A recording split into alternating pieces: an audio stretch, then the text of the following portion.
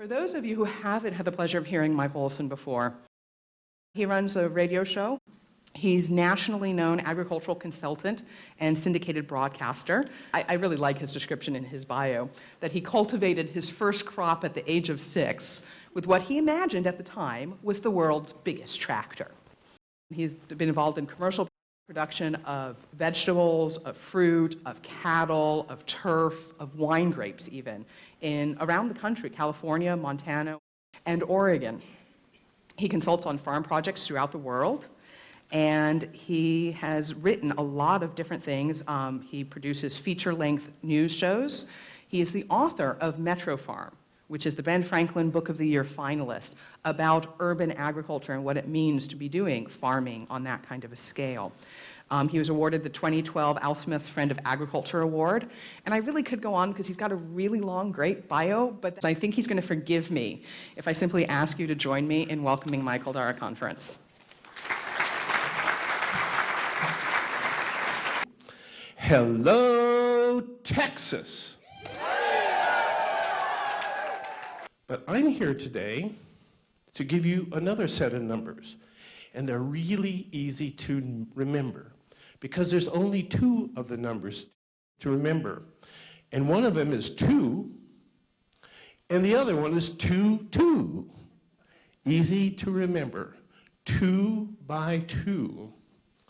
With these 2 numbers, I believe that we can eat our way to economic security and personal freedom. It's going to be so easy. We will not have to spend an extra penny. I had the opportunity to spend a lot of time in Asia, where I was introduced to the whole notion of space-intensive production on those small Asian farms, which was kind of amazing to a Montana farm boy. I studied English and Chinese literature at the University of California. Now, how far away from agriculture can you go? English and Chinese literature, right? So I'm spending all of this time in the language lab learning Chinese.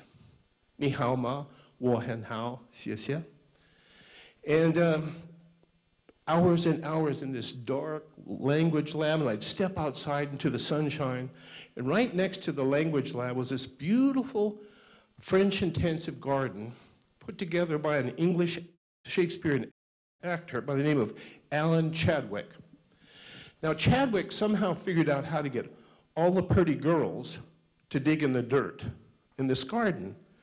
And here I am, a student of English and Chinese literature, sitting on a stump in the sun, looking at this beautiful garden with all these kids digging in the dirt, thinking, what the hell am I missing? Where am I running away from this? And look what these kids have found here.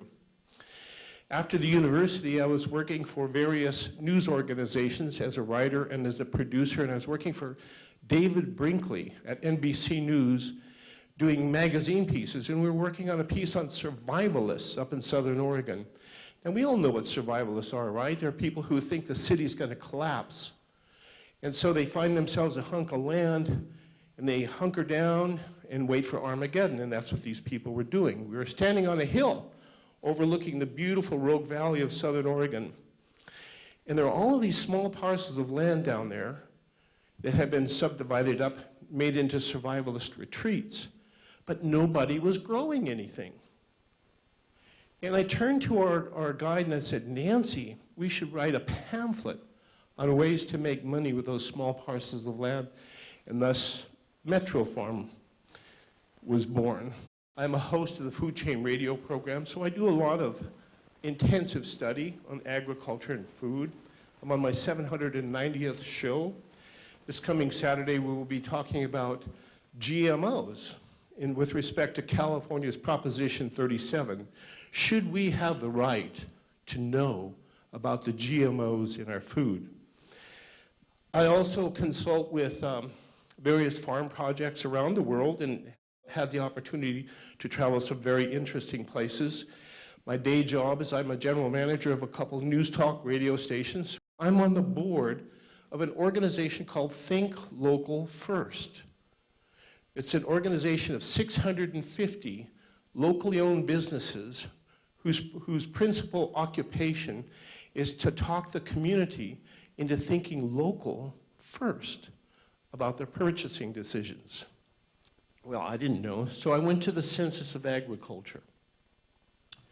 And what the Census of Agriculture said was most amazing.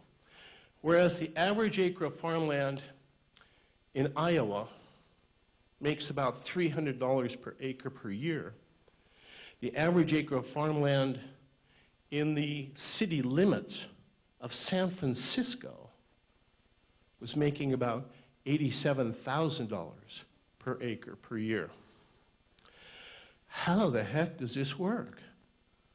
That became my course of study, and 10 years later resulted in Metro Farm, the guide to growing for profit on a small parcel of land in or near the city. They have learned how to go up against the Goliaths of agriculture and win. This side will be the big boys. You will have a 10,000 acre melon patch. 10,000 acres. This side's the little guys.